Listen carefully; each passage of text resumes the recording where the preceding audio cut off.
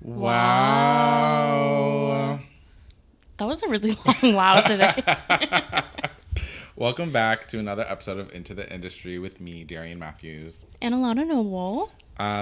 If you're just joining us for the very first time, this is our little podcast we have about the industry, theater, Broadway, New York, everything else. This is what, episode 6? Wow. This has gone a lot farther than I really thought that it would. I'm kind of proud of ourselves. I mean, I'm glad that we were able to kind of stick the plan. Stick the plan. Wow. I think the objective that we want to have is we want to have a season. Yes. This is our first season of episodes, which could have anywhere from 10 to 12 episodes maybe. And then the second season will be, I don't know, it'll obviously be a new group of episodes, but it would be yeah, and also maybe an extension of conversations, new conversations, talking to new people who we haven't talked to in different fields of the industry. So it's gonna continue and continue and continue on. Yeah, I'm excited. And if you're watching on YouTube, you can obviously see we're in a new location of my house. We're no longer on the couch. Yeah, don't worry. We just switch rooms. We just switch rooms, switch places areas. In the same room. Yes.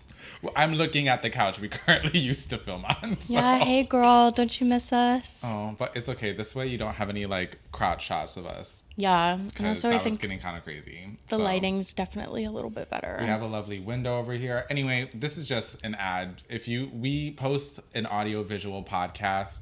There's this full episode that you're listening to right now, fully on YouTube with our beautiful faces. If you have any interest in that, please tune in on YouTube. How was your week, Alana? Oh, goodness. My week.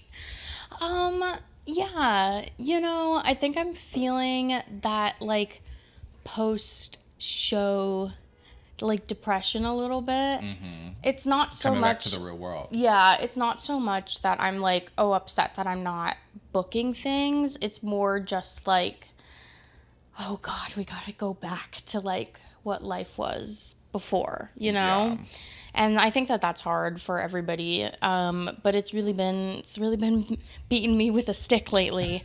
Yeah, it's just been hard to find the motivation to do things lately. Yeah. And it happens to everybody, but it's just a phase that it will hopefully eventually work itself out. I mean, but yeah. I mean, it always does, especially because you were gone for quite a bit. Mm-hmm.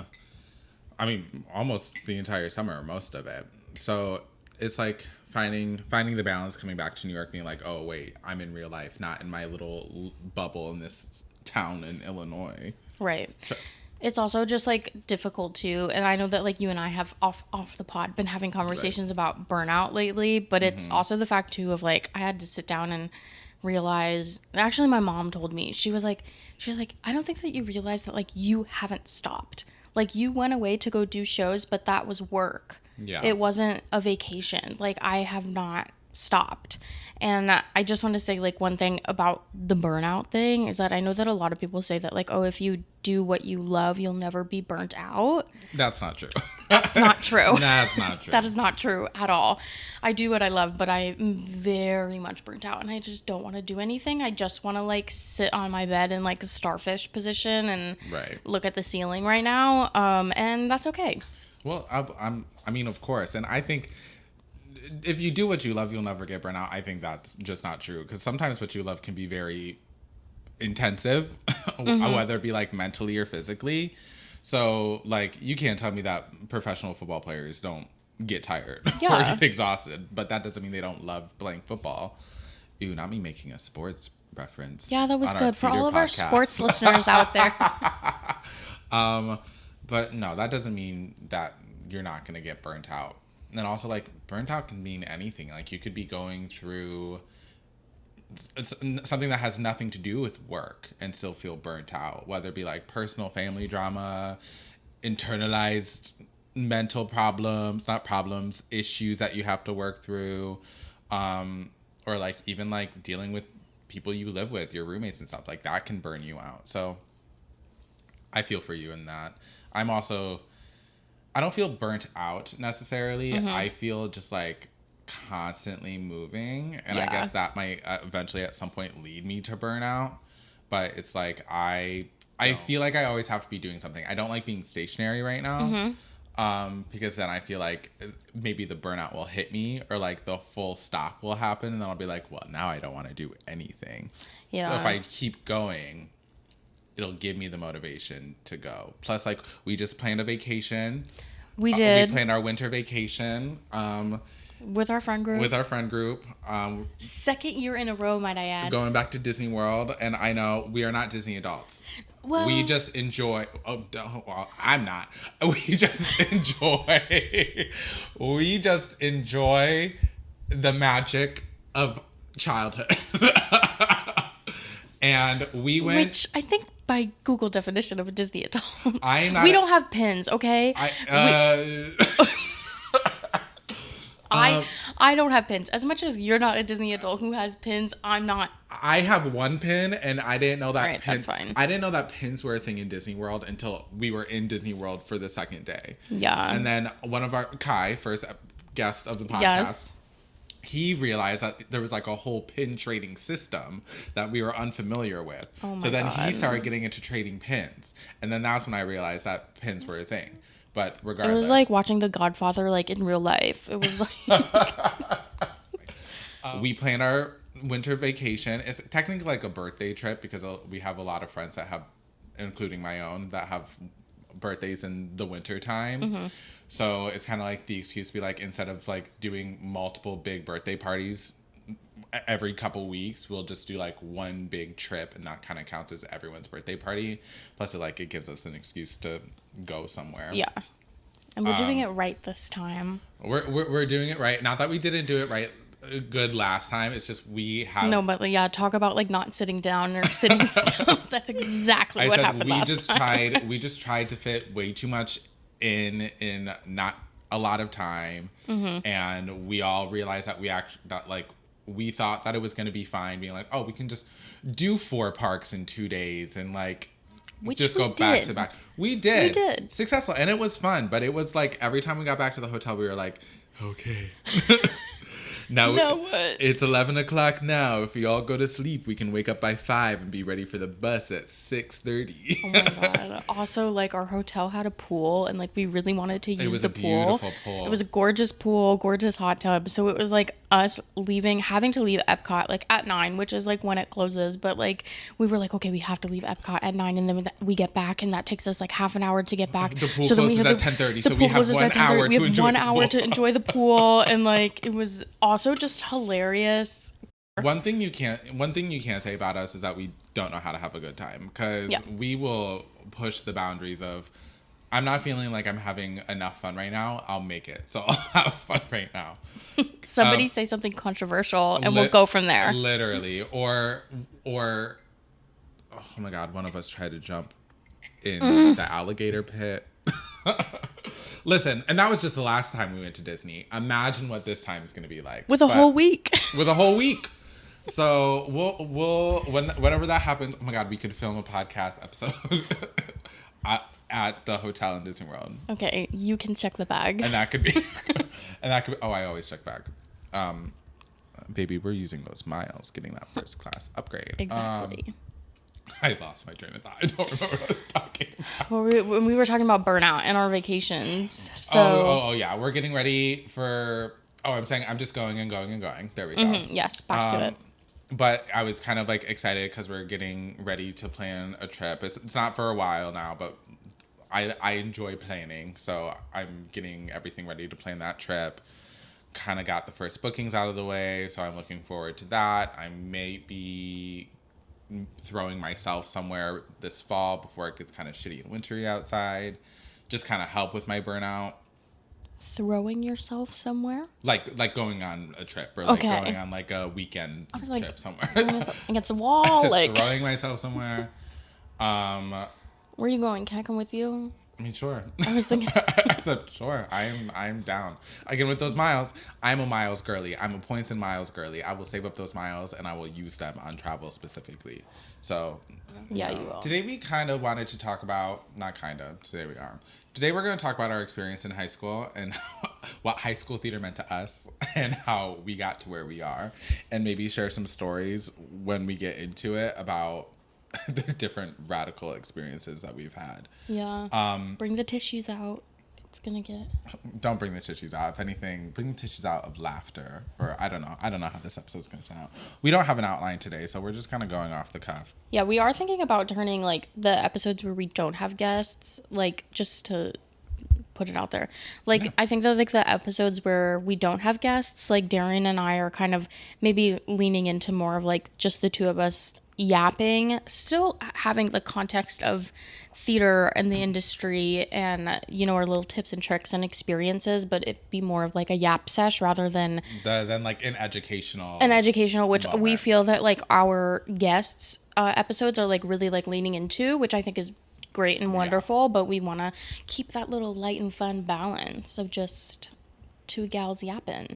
We went to Traverse City West Senior High School, a lovely public school in Traverse City, Michigan. Obviously, we are actually quite known for our arts program. We have a great arts program. We're one of the top, or I don't know, at least when I went there, we were one of the top art schools of the state, even without being a performing arts school. So I would say that I had a lot of opportunity, especially in the arts. When I was in high school, I'm majority focused in choir and like music and stuff. So that's how I kind of got into theater and doing the musicals. Was our choir program fronted the musicals. Like we'd made the musicals happen. Oh, I see. Okay. Like obviously with our theater department and stuff, and our theater director, our theater teacher would like co-direct or help direct the musicals and stuff, because also she had a bunch of musical experience. She was an actor for a very long time. So I was very privileged in that way, because I know a lot of people have smaller programs and they're like, we did one black box play a whole year, and I was like, girl, we were pushing the boundaries of how many productions we could put out. We would always do one big spring or fall musical. It switched halfway through when I was in high school, whether we did it in the spring or the fall. We had like 2 smaller play productions, 1 big play for like the advanced theater. And then towards the end of my high school, we would do an additional smaller musical. But that was just the people that were in the top select choir. So it's like the top 20 kids in the choir would do like their own smaller musical at the very beginning of the year in the fall, and then we would do a bigger musical in the spring. And I loved it. I thought that we were really just like, it was back to back. I would always be in a show. I'd always be learning choir shit. Also, like, choir is a cult. Anyone who is really, and I'll say this right now, and I'll say it with my full chest, choir is a cult. It truly is. The choir kids are devout, and we will do anything to impress our leader, which at some point is the choir teacher. We will sabotage each other. We will sacrifice each other. We will devote our entire time, our entire beings in order to make choir happen. And that's exactly what my choir experience was. And every one of my friends who was in choir with me can also attest to that. Top choir in the state multiple times. But so that was my entire life, and how like I said before, how I got into musicals and musical theater was my choir program would produce the musicals. We would make them happen. And the very first show I ever did musical was Thoroughly Modern Millie. Problematic show now, but great score. Janine Tesori, She Always Eats, Shrek, a lot of other things. Isn't Violet the one with Sutton Foster, and she has like, yeah, she has the face, but her face was fine in the production. Oh, yeah. It's an older show. Maybe, I don't know, maybe I'm wrong. But the very first show we did was Thoroughly Modern Millie. I was in the ensemble, and I just remember the really itchy gold pants they would have us wear in the in the opening number titled Thoroughly Modern Millie. And that's where I kind of found my love for musical theater, being like, oh shit, I get to sing and learn how to dance, and then like literally shoot the shit with all my friends after school for hours and hours and hours. I love this. Little did I know it was going to become my life. God. Alana? Yeah, I mean, I feel like I had a similar experience to you. I think that the way that our programs were set up, like, so I went to high school in the suburbs of Chicago, and I had grown up already doing theater before. So I was like in like a program in the city of Chicago that I would like go down to after school, and we would do shows and stuff. So I already had like that experience. And then I remember before I went to high school, my mom and I were kind of deciding like, oh, well, like, you know, you live in Chicago, like you can go to a art school. Like I could go to CAA or Shy Arts. I think that I don't remember what the other like arts high school in Chicago was. But it would be crazy because I'd have to like commute to the city because I didn't like live in the city. But it was an option. But then the school that I would feed into, they, very similar to you, was like have a fantastic theater program. Yeah. They were, I think, the only public school at that time to have the Kennedy Center of Fine Arts Award. And I went to go see a show that they were putting on. I went to go see it. They were doing Taming of the Shrew. And it was gorgeous in their black box. They had it in the round, a working fountain in the middle of the theater. And it was like a modern adaptation of Taming of the Shrew. And that was like the first show that I saw. And then it was so funny. I had like, I will admit that I was a bit of a diva back in my high school days. Really? Shocker. Not you. Crazy. And my sister. My restaurant job won't let me leave to go to an audition. Can you imagine that? No pictures, please. I went to go see the show with my sister, and she, thank you. I went to go see the show with my sister, and she introduced me to the theater teacher at the time, and she was like, "Hi, this is my sister Alana. Like, she's gonna be running your theater department in like the next couple of years. She's gonna be a freshman in the fall." And he was like, "Oh, nice to meet you." Da da da da da. Like, kind of like laughed it off. Little did he know, she was right, because I was running the theater. But yeah, we did the same thing. We had like there was like one big musical in the spring. That was like the last show that we did. And then we did probably somewhere between 5 to 8 shows a year. There was the first show of the season, which was like the Thespian Troupe. Oh, did you do like the Thespian Festival? We did. We did go to the Theater Fest. We had at our school like the Thespian Troupe. So it was the first show of the year was the Thespian show. So only people who were in the Thespian Troupe like could do that show. And so there was that, and then there were probably like 2 other plays. The Thespian show was either a play or a musical, small musical, black box, and then we had the big spring musical.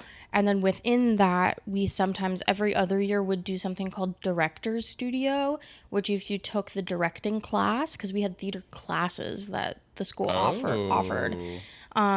Bougie. It was very bougie. I was very, very, very blessed to be part of this like theater department. I say theater company department. It to me, working in the professional world, looking back on it, like it was run like a theater company, which is really like true to it. So we had classes. There were like multi-levels, and like if you got into like the advanced classes, there was like advanced theater studio, which at the end, the students basically got to choose the curriculum for that class. So we for my class, when we took that, we wanted to focus on like sitcom, like very skit comedy writing. So at the end, our showcase was like a skit comedy show. Oh, that's really cool. And then in high school? In high school. Damn. And then And then we also had a directing class as well. So then every other year we would do something called director's studio, and each student in that directing class would have to cast and direct a 10-minute show. And it was like a festival kind of thing that we did. So it was super fun. I learned so much. I was not a choir kid. Well, that's why you sound like that when you sing. Yep. Beautiful, like a solo artist, always on the like melody a line. songbird. Oh my gosh, the way I try to get all of my friends to like be like, okay, we're gonna jump on this song. This is your harmony. I sing it to them once. They go, huh? Huh? And I'll be like, baby, why don't you just sing the melody? I do wish. I absolutely 100% of my regret in high school is that I didn't join choir sooner, because I really do wish that I like learned choir, and will regret that to the day I die. The choir teacher at the time, she kept trying to poach me to do choir, and I was like, I can't, like, I just like don't really want to, like, you know, and then you know, like, ugh. And then the last my senior year, I was like, okay, I'll join choir. And she put me in like a lower level of choir because like respect, yes, you know. And then she quit the school. Oh, then she's like, "Oh, I'm gonna go." She said, "Have fun, bye." And then that was it. And like there was another choir teacher that came in, and he was great, and like I became like pretty close to him and whatnot. But I literally was like, "Girl, what the fuck? Like, not you poaching me, and then you're just like, oh, got her. Okay, bye." Like, well, I mean, I think it's interesting how many like musical theater people, I guess, don't start, or at least since I've moved to New York, I've realized this. I know so many musical theater people who start musical theater because they were in theater and they never actually learned how to sing. Mm-hmm. Or like, well, not actually learned how to sing is not exactly what I mean, but also like how to group sing. How to group sing, or like even like the first voice lesson they ever took was in college. Like, when I say that, it's like, okay, so you never really did learn how to sing. You sing to the radio, or you sing with the people, and you're like, I sound good, and that's how you kind of. You're like, wait, there's something here. Maybe I should do something about it. Which, like, you know, there is a level of natural talent when it comes to singing, obviously, but like that's why people damage their voices and stuff like that. You never actually learned how to sing, and I think I mean, what you were saying, like, you wish you would have joined choir sooner. I'm like, I was so blessed, kind of, that I kind of was the exact opposite of you. I was in choir, and that's what I kind of dedicated my life to, and that's what I found theater through. Because I was not a theater kid in high school until, like, the last 2 years, like my junior and senior year. Because I was like, sorry, girl, I have choir. I have choir in the morning, I have choir in the middle of the day, and I have choir at the end of the day, like literally at 8:00 at night. Wow. And instead of doing like thespian festival or like theater festival, we would do like what is it called? Solo and ensemble, which is it's for choir and band, but it's a competition that you would enter as a soloist, and if you were in choirs, up to 20 or 22 people, I don't know, you would enter that, and it would be like the statewide competition throughout the year. I would do that instead of doing thespian festival, because to be honest, I never went to thespian festival, but it sounded kind of boring. It sounded like all you kind of did was do a monologue.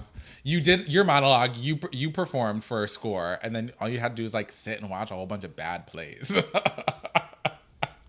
That's not what I did. Oh, well. Well, you know, no, also, I never went, so I don't know. No, the thespian festival that we went to, we went to Theater Fest. I didn't do it. We never in my time in school never did the like competitions. Right. And I don't think that they had those at the Theater Fest that we were at. What? Did you not do like a monologue for a score? No. Okay.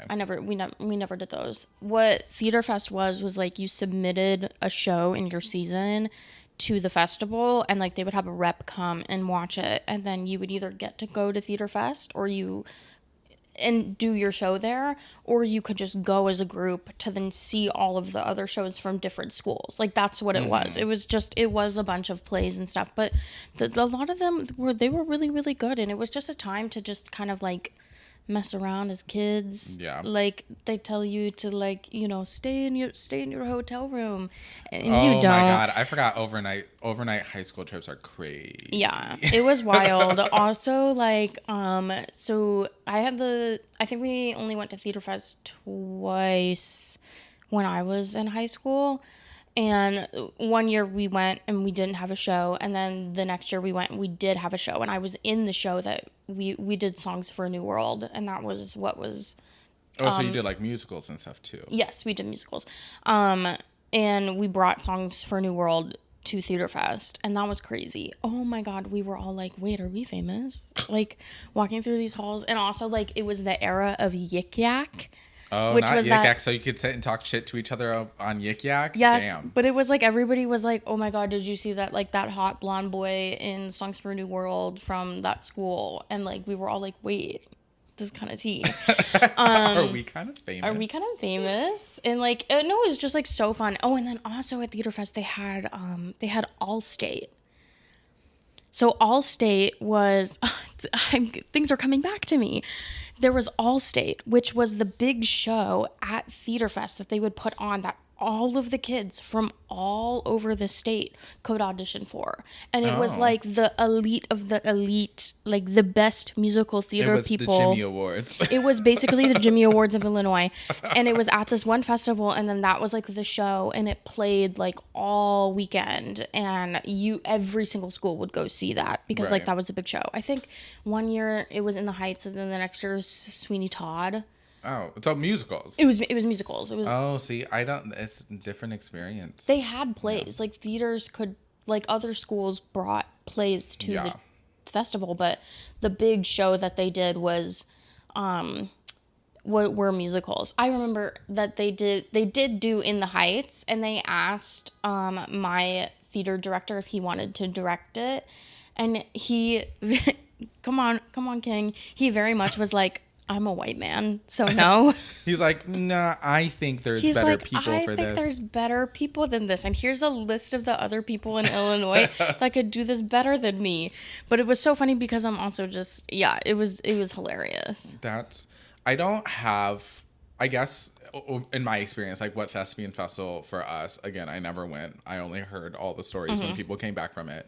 It was basically like what I was saying for solo and ensemble. You would have like a monologue, or you had a choice. You could either just go and see the plays that they presented and stuff, or because it was always plays, it was never musicals. The plays that they presented, or you could compete for a score. And then with that score, I think there was like another step higher than that that you could do. But again, I'm not sure.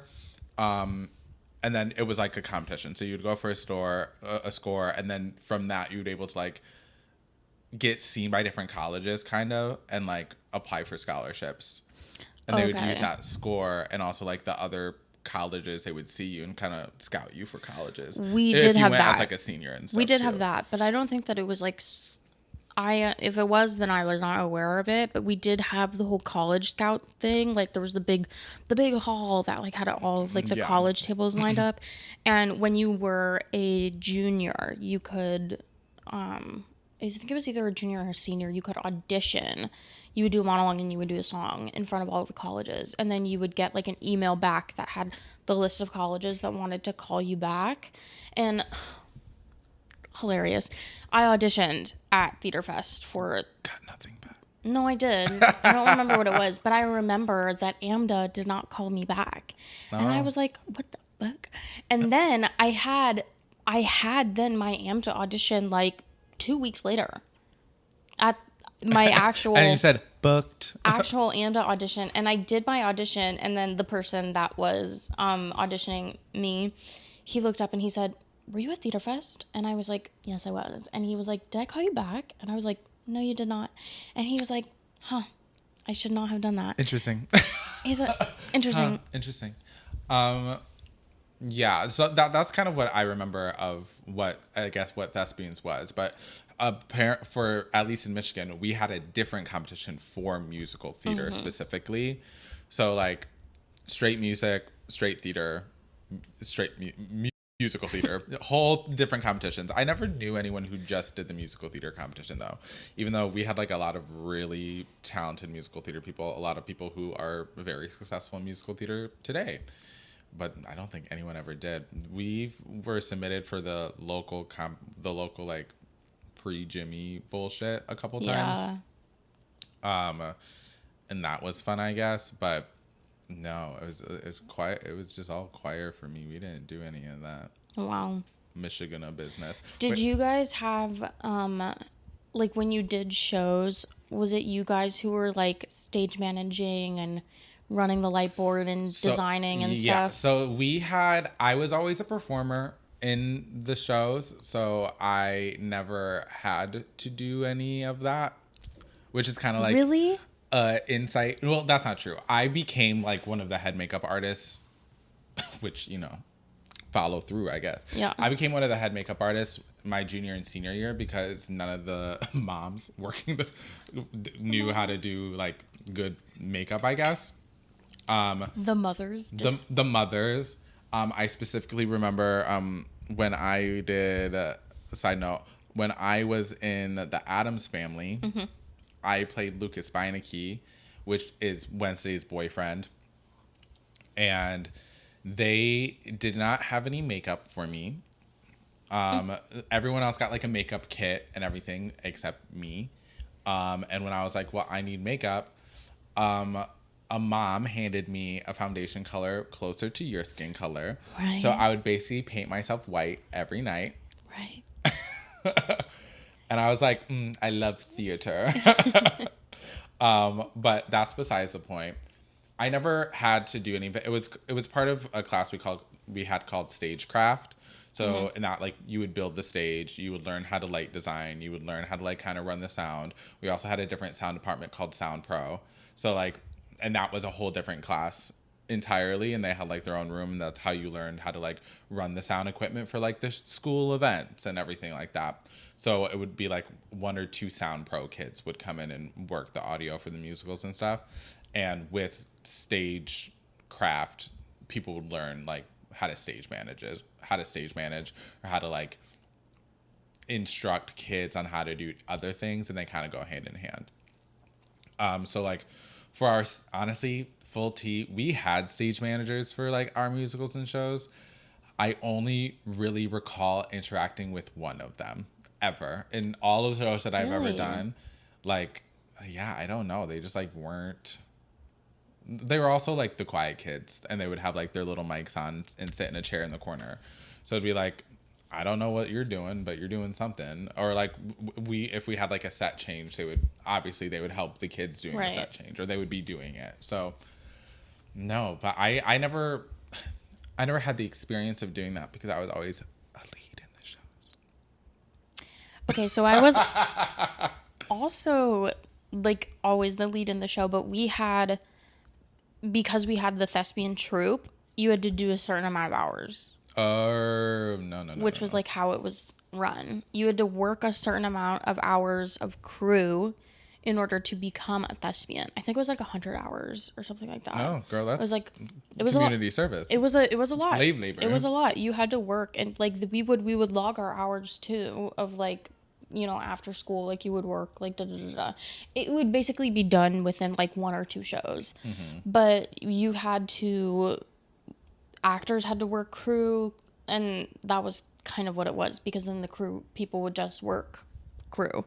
But I mean, but that's great, because then it literally gives the insight of what I've been saying, at least on this podcast, being able to find something else in theater that you enjoy doing that isn't necessarily performing. Exactly. And that's a great opportunity to do that. And I will 100% attest to it, that it is how I got the skills that I have now, that I know how to do all of those things, because I had to do it in high school, Like you had the choice between like set, lighting, sound, props, costumes, like it's stage management. the students would be the stage managers. Like, that was the one department where I think that we didn't have a separate adult leading it. So they just like learned how to stage manage on their own. And it was like kind of tea, and they were fantastic at it. Like, we had great stage managers, and a lot of the kids who stage managed in high school went on and they are stage managers now, which is fantastic. A lot of money. And but it was so fun, and like I never really minded it because I liked it, you know. It was fun and whatnot, but I mean, it was a lot to like have to like go to rehearsal and then find the time when you're not called for rehearsal to then have to like come back and like show up for crew. The best time that we had, there was a separate dance troupe in our school, and they would have their dance showcase every year, and that's when a lot of like I would say like the actors would work that dance show because it would make up all of our hours. And it was so great. Good use of resources, though. Yeah, but it was that, and it was also like on Saturdays, like all day, if like we weren't called for rehearsal, or you would be called for like a little bit, then like you would go over to like the shop and like you would go help out in the shop for like an hour or two and whatnot. And then like we all had to do strike, so it was like when we're done with strike, you know, when we're done with the show, like you're assigned a department to go strike with. Yeah. And like that's very much it. Like, so that's why I'm saying like it was really run like a company. Yeah. Because we had to do literally everything. Right. Well, I mean, I'll say it again. That's a wonderful experience that you guys had. I mean, we had like the class stagecraft and shit that was able to teach you different things. And when I graduated, it was a couple of years ago actually, I helped do, because my cousin she just recently graduated. My cousin went to the same high school that I did, and it's still the same teachers and everyone knows me and stuff. I did wigs for their production of Guys and Dolls. And it occurred to me that they never really had a hair department and like I said before, like a wig or a makeup department. For their shows, there were like girls that like to do the makeup, and like me and my friend Blue would help with the makeup for the shows that we were in and stuff, like I said before. But like still never really had like a hair department. It was like the moms being like, I bought this wig, let me see what I can do with this wig and everything else. So like when I came in with wigs that I did for the show, and I was like showing them like, oh, like this is what like a theatrical wig usually looks like, and like how I pre-styled them before I did everything, and showed them like how the lace works and how everything else. It was really like, wow, they've fully been seeing, this is the first time that they've ever seen anything like this. And I was like, well, I hope your show looks good, girl. Have fun. As far as I know, my aunt saw it obviously because my cousin was in it, but yeah, it looked great. But like even that, like they don't to that day, like years after I graduated, they still had like no access to that information. Yeah. So like it's great that you guys were able to like divvy out, being like, do this, do this, do this. See what sticks, kind of, I guess. Because I guess it was just kind of like, you're a stagehand and you're gonna be a stagehand. Which it was like a genre of kid at my high school. Like they would all hang out with each other, and I will say the genre kid sounds bad, but you know what I'm talking about. Never been truer than like the cast crew drama of like high school, and like how truly diabolical, segregated. I will use the word segregated. It was. But everybody's always like, you know, a little bit of like an awkward teenager too, and there's that and thing also, like, of you don't really know how to like. We were annoying as fuck. So I will say I did get along with quite mostly everybody. I feel same. I feel that. But like there were moments where I'm just like, God, nothing can truly stop us from being the most loud people in the room at all times. Or nothing can be like, what do you mean you haven't listened to the Wicked cast recording? You're fucking crazy. No, I don't listen to 9 Inch Nails. Who the fuck listens to that? Like shit like that. It's the most annoying group of people you've ever met in your entire life. Yeah. I remember there was a moment where this is kind of tea. We were doing a production of Comedy of Errors, and we had it set in like a circus tent. Cool. Comedy of Errors, Shakespeare play, there's twins, whatever. And we had it set in a circus tent. I was not actually in the class. It was advanced theater 3, that you have to audition for. They were doing it. I was not actually in the class. My free hour was during that class. So I would just come sit in and just hang out. I ended up being in the play. Oh, okay. But like not as an actor, because obviously I didn't audition for the class or anything, but I was in all of the musicals. Did plays before, whatever, and I would just assist the teacher. So we did it. It was set in a circus tent. We had one of my best friends, Blue. They are a professionally trained gymnast and brought in the equipment. Like we had 2 hoops and a big silk in the middle of the theater. They taught me and Shelby, the student director, the silks. Like, and we would do like big silk routines, solo and partnered. And we would do that. The thing is, when they set everything up, and this is like where maybe kids shouldn't do everything. When they set everything up, they had it rigged because we had a big grid over the theater. Bougie. We had a big grid over the theater. When they set everything up, it was set up by high schooler stagehands. And we thought everything was okay, and it was for a long time. The very last performance, Shelby was doing her routine on the silks, and she was doing a swing, so she made it into a big swing where she would go like into the set over the pit, because we had a pit. Oh no. Because of the friction of doing the show for a whole week, it wasn't set up properly, so it was rubbing on something while it was swinging. The cord snapped. Mid-show While she was swinging on the silk. Thank God that she wasn't over the pit when it snapped, or else she would have fell literally 12 feet to the ground. It snapped when she was going all the way back. So like she fucked up her tailbone pretty bad. It was a whole drama moment where we were like, close the curtain. And I wasn't a student director, but I was basically the director and student director's assistant the whole time. So I had to be like, it's gonna be okay, everybody. Like the ambulance is here. Like we're taking Shelby to the hospital. She fucked up her tailbone pretty bad, but she was fine.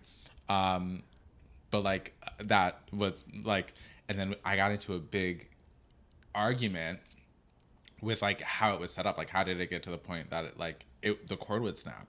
It was just you walking into the room with your clipboard being like, guys, so what happened? What happened?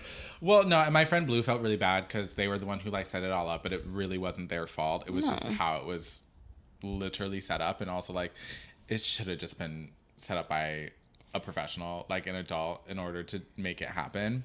But like again, we just thought we could do everything, and again, it was the last trick on the last performance of the show. Damn. So like literally, if it would have held out another minute, nothing would have ever happened. Yeah. But I don't know, moments. It just reminded me of like moments like that. Maybe shouldn't be set up by kids. Maybe kids should learn how to do everything, but like maybe something with should be some adults. adult supervision with that. Because that whole thing just could have been avoided if literally a single professional would have came in and looked at it. Yeah. Was there ever any shows that you guys did that maybe like you shouldn't have been doing yet? Like problematic shows, like maybe older content shows. Well, I would say like we did a lot of. We never did Rent. Oh, we did Rent. We never Rent did was Rent. my senior year show. They did Sweeney Todd, but Sweeney Todd is like, it's like, oh no, you cut my throat, blood. So I don't think it's that crazy. No, I don't think we ever did. I mean, Thoroughly Modern Millie's blatantly racist. Like it is like people fully in like yellow face, I guess, but like not I guess fully in. That's part of the plot of the show, but. No, I wouldn't say we did anything that was like, I look back on being like, scrub the tapes. Burn the files. Yeah. I don't think that we did anything that I was like, ooh, maybe we shouldn't have touched that content. But like, But we did my freshman year. My freshman year musical was Avenue Q in a high school. There's a high school version of the show, though. I Didn't do don't that? think Still that did we did Internet was the. for porn? I think so. I think so. Everyone's a That little was bit racist. That was a long time ago. We did do Everybody's a Little Bit Racist. I know a lot of the times that we did shows that like that had the junior version of it, but we very much fought to like do the actual version of it, like with I think some restraints to it. But I was like, our first musical was Avenue Q. I was also a freshman when that musical happened, and I played Kate Monster. This was big drama in the high school theater department. Me and then my now really good friend Grant came in, both having previous theater experience, came in, auditioned, and got both Kate and Princeton. So it was a true movie moment. Two freshmen coming in, taking the roles, ruining the lives of the seniors in their last musical. And I'm so sorry. And there was a lot of like really weird tension during that show. Like I felt very like kind of taken aback because a lot of the seniors in that show I felt like didn't really talk to me or like interact with me, but they really took like Grant under his wing, like under their wing, you know. And I was like, what am I doing wrong? And like, as much as I had maybe like, they're just like, we don't like you. Yeah, but I was like, as much as like, but like, I don't know. I just like I was very nice all the time and whatnot, and never like trying to be anything else. But it was just it was a weird time. But like that was like one show that we did that was like a little crazy. We also did my senior year a Streetcar Named Desire. That's crazy. And I love domestic abuse. I love it. It was so good. And I played Blanche in that, which was also insane. And I wish there was a tape of it. I know there is somewhere. Somebody said that they did film it, and I would love to see it because everybody tells me that like, oh, like you were so good in that. But I'm like, how can I be so good in that? I'm 18 and I have no like no experience of this. So I would love to see like what actually happened on the stage, because that was also a crazy time of like auditioning for colleges. So I would like literally not be in school during the day, and I would be auditioning for colleges and then coming back and doing rehearsal. Yeah. And then that show went up. The photos of the show, stunning. Oh, beautiful. Word. Like it was probably one of my favorite sets that we had, because it was in our black box. It was in Runway, and it had the apartment in the middle, but they built like fake walls around it that looked like they were like ripped. Oh. So you were like looking into the apartment, and we had like a functioning sink and a cabinet and a bed, and like they had a functioning sink. Oh, actually, no, it was not functioning. I was sorry. Had plumbing in the show. No, it was not functioning. But it was like very cool because you looked like you were looking into the building, and then over top of like one of the like side seatings, they built like a big platform balcony that was like above one of like the seating sections, so you could like walk up, and then there were scenes happening up there that would like then come down the spiral staircase. It was I have a crazy image of what this looks beautiful. Like in my head. I can show you. I'm like oh shit, I was gonna say something. I mean, but that sounds really cool. The sets were incredible, and it got to the point where it was also like, because like I said, like a lot of the students were doing a lot of the things, so it got to the point where like if you were like, I think like senior enough in the theater company, a lot of the students became designers. And they actually like they light designed the show, they sound designed the show. A lot of them like ended up like being the set designers of the show, with like having kind of like a mentorship like with the adult that was running that program of that area of crew. But it was like so cool. Yeah. I was gonna pull it back on what you said about cast drama, maybe. Oh yeah, let's talk about some cast drama. Well, it's funny because my first, as I said before, I was in Thoroughly Modern Millie. I was in the ensemble with my itchy gold pants. My second show was The Addams Family.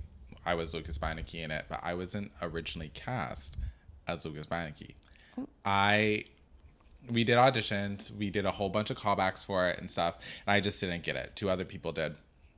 One of them being Bailey, a lovely girl named Bailey, and then trans woman, period.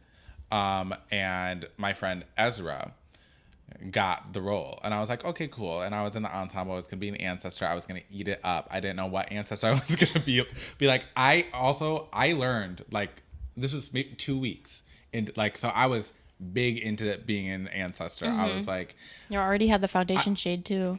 white, Caucasian, the color of paper. It was, so like, I already, like, I learned half the dances for the songs. I did everything. And then Ezra, who is still my friend to this day, went to his lovely wedding. He has 2 lovely children. He got in trouble and got pulled from the show. Oh. And they came up, they the day it happened, they said, Darion, can you come here for a second? I was like, sure. Click, click, click, click, click, click, click. They said, how would you feel about being Lucas? And I would be like, well, what do you mean? And they're like, so, because we double casted the shows. That's why there was 2 people playing Lucas. And Ezra had to pull out of the show, and he was no longer going to be in the show anymore. And I was like, finally, my moment. And I didn't have to push anyone down the stairs. But it was instantaneous. It was me starting rehearsal, like, doing fucking Death Is Just Around the Corner with all the other ancestors, to me coming out of that room with a new script being like, well, I have to learn my Lucas lines. And I'll tell you this, people who thought that they could have gotten it. There was no competition. If it wasn't either of 2 of them, it would have been me, just like in the audition process. But like, people were like, I'm a year older than Darion. Why the fuck didn't they ask me to do it and stuff? So, but like, I fully had to just like jump into the role, and people were pissed about it. But I ate it up, so it didn't matter. But I will say, it was that moment, and Ezra, if you're listening, probably not. It was that moment of like being a principal in that show that like encouraged me that I wanted to do really well. Mm-hmm. And because I originally, like, my freshman year was fine. I was just like going through a bunch of other shit at home and stuff. So like, I wasn't just fully committed like I could have been. It was that decision that I was like, okay, fine. If I'm going to do this, I'm going to fucking do this. And that's when I was like, I was moved up from you have to audition for a choir every single year. I didn't get into the top choir. Through me getting cast as Lucas and being like, I can sing, y'all, I can sing. I was moved up from the lowest choir to the highest choir in a couple months. People were pissed about that too. I was a lead in the musical in the show. And then I also went to Europe with my choir in both the lower choir and the high choir because I knew all the songs. Period. But you were working. Oh, I was working. It was night and day. You were a working girl. And when I said, Ezra, I hope you're listening, it took you not being able to do the show anymore for me to be able to be like, oh shit, let me cook for a second. Well, thank you, Ezra. Thank you, Ezra. For doing whatever. For doing whatever the fuck you did to not do the show anymore.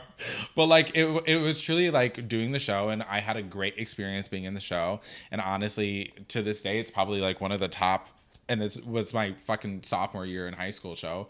But to this day, it's probably like one of the top 5 shows I've ever done, just because it made me and everyone, all the other principals in the show, it like made us into a family. Mm-hmm. And on the very last performance of the show, I wept like a little fucking baby, like a small child. I hugged my friend Eric because he was playing Uncle Fester, and he was like, we did it, and I was like, we did do it. We did do it. And then I never cried like that ever again after any show. I was like, oh, thank God. It's done. It's over. But like it was such like a great experience. I love that show so much. But that was my cast drama being like, well, thank you, Ezra, for showing me what I wanted to do with my life. But also goodbye. Bye. We had we had a lot of cast drama, I will say, but I think we'll have to wrap it up soon. Yeah, I know. But we had specifically casting drama when we did Shrek. And I will say it was a little bit because of me. Oh. Well, it always seems to be like you're at the center of these drama points. Well, girl, we were doing theater. So like where else was who's gonna bring the drama? Where was my outlet? I'm not like this anymore, I will say.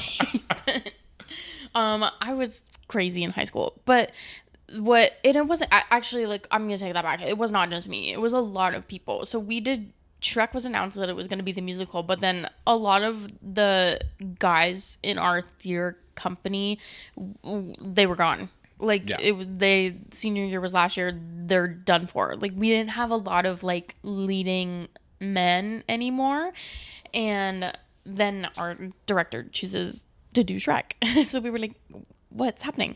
Who's Shrek? Who's Shrek? Which was basically what it was. Who is Shrek? We did not have anybody to play Shrek, and it got kind of like the thing, like our theater director was getting a little annoyed that people weren't like stepping forward and being like, I want to play Shrek.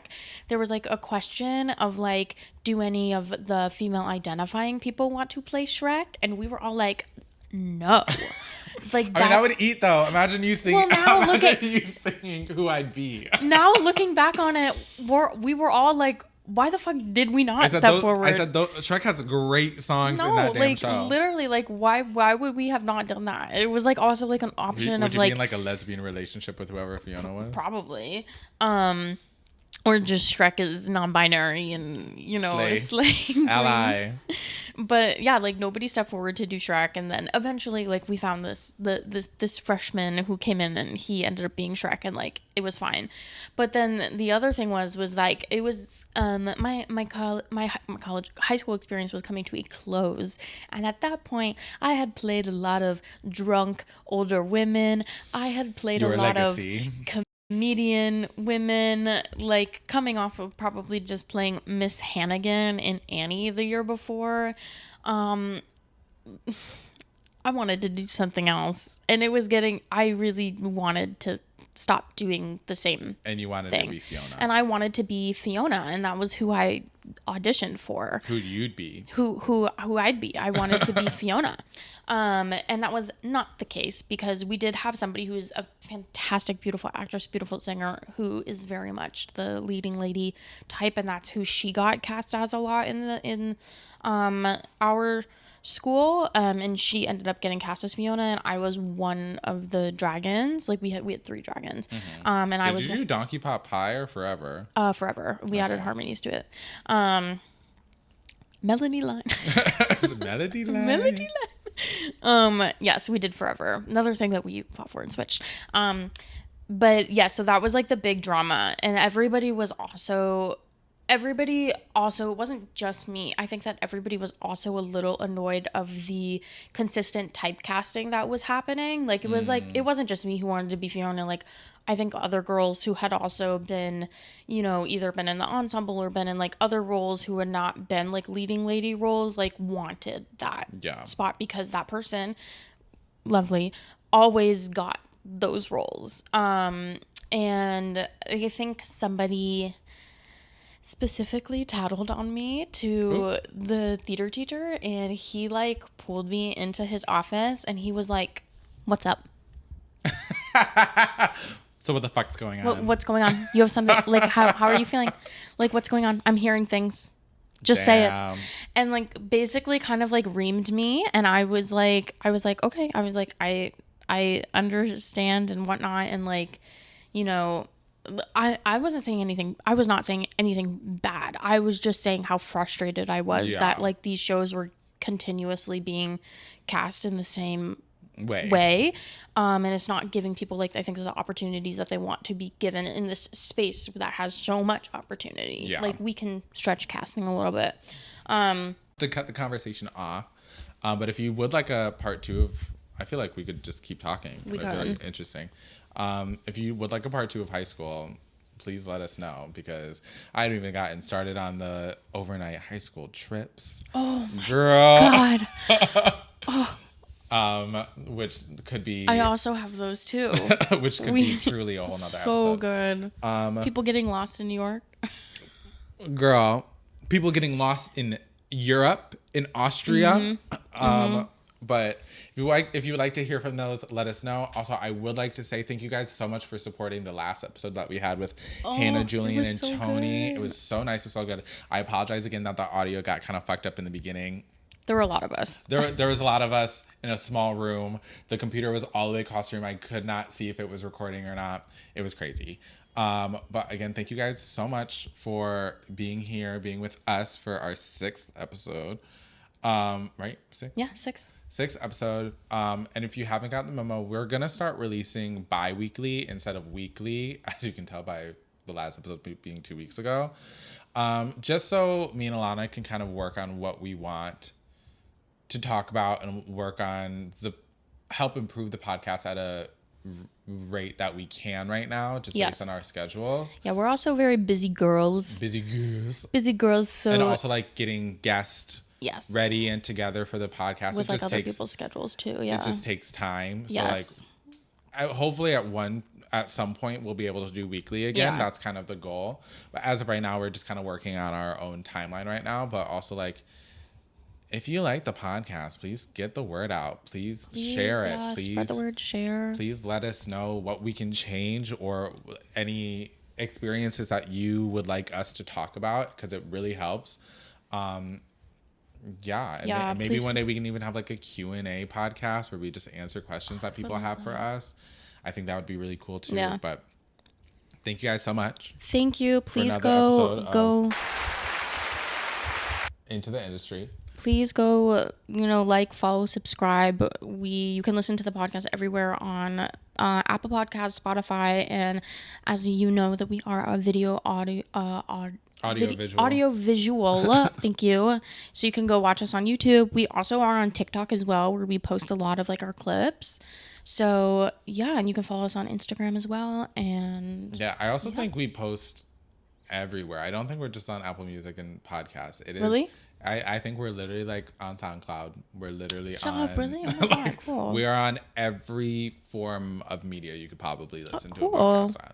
So, not that matters, but if you don't want to listen to Spotify or Apple Podcasts, we are on almost every form of media. So, thank you guys so much. Bye. Bye.